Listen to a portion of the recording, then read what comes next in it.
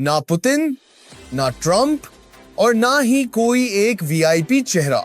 इस बार गणतंत्र दिवस पर ऐसा होने जा रहा है जो आजादी के बाद कभी नहीं हुआ। कर्तव्य पथ पर उतरेंगे सेना के कुत्ते, बाज और ऊंट। दिल्ली हाई अलर्ट पर है और 2 विदेशी मेहमान इतिहास रचने आ रहे हैं। अगर आपने ये वीडियो स्किप किया तो 26 जनवरी का सबसे बड़ा सच मिस कर देंगे। क्या आप तैयार हैं देश के सबसे शानदार और सबसे अलग गणतंत्र दिवस के लिए? 26 जनवरी बस आने ही वाली है, लेकिन इस बार जो होने जा रहा है वो सिर्फ परेड नहीं बल्कि भारत की ताकत का ऐलान है दुनिया के सामने। क्यों इस बार प्रधानमंत्री मोदी ने पुतिन और ट्रंप को नहीं बुलाया? कौन है वो 2 विदेशी मेहमान जिनकी एंट्री से ग्लोबल पॉलिटिक्स में हलचल है? और क्यों दिल्ली को अभेद्य किले में बदला जा चुका है? एक एक परत खोलते हैं, अंत तक बने रहिएगा। सबसे पहले वो सवाल जिसका जवाब हर कोई जानना चाहता है, इस बार गणतंत्र दिवस के मुख्य अतिथि कौन है? काफी समय से चर्चा थी कि रूस के राष्ट्रपति पुतिन या अमेरिका के डोनाल्ड ट्रंप आ सकते हैं, लेकिन प्रधानमंत्री मोदी ने खेला है एक मास्टर स्ट्रोक। इस बार एक नहीं बल्कि 2 मुख्य अतिथि होंगे।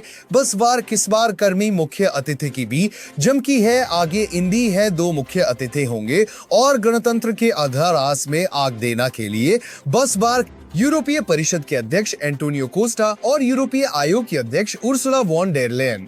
ये सिर्फ मेहमान नहीं बल्कि भारत की बढ़ती वैश्विक ताकत का ऐलान है। अब बात उस परेड की जिसे देखकर रोंगटे खड़े हो जाएंगे।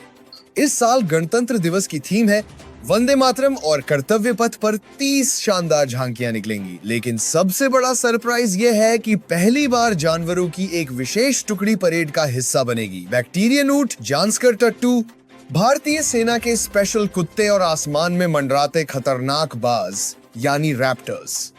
ये वही योद्धा हैं जो बर्फ, पहाड़ और जंगल में हमारे सैनिकों की जान बचाते हैं और आज पूरा देश इन्हें सलाम करेगा। जमीन पर सेना की नई और घातक भैरव बटालियन अपना दम दिखाएगी। भले ही इस बार तेजस विमान परेड में शामिल नहीं होगा, लेकिन आसमान में राफेल और सुखोई की दहाड़ दुश्मनों को साफ संदेश दे देगी और हर भारतीय का सीना गर्व से चौड़ा हो जाएगा। इस बार मोदी सरकार ने वीआईपी कल्चर पर भी सीधा प्रहार किया है। अब वीआईपी और वीआईपी शब्द खत्म कर दिए गए हैं।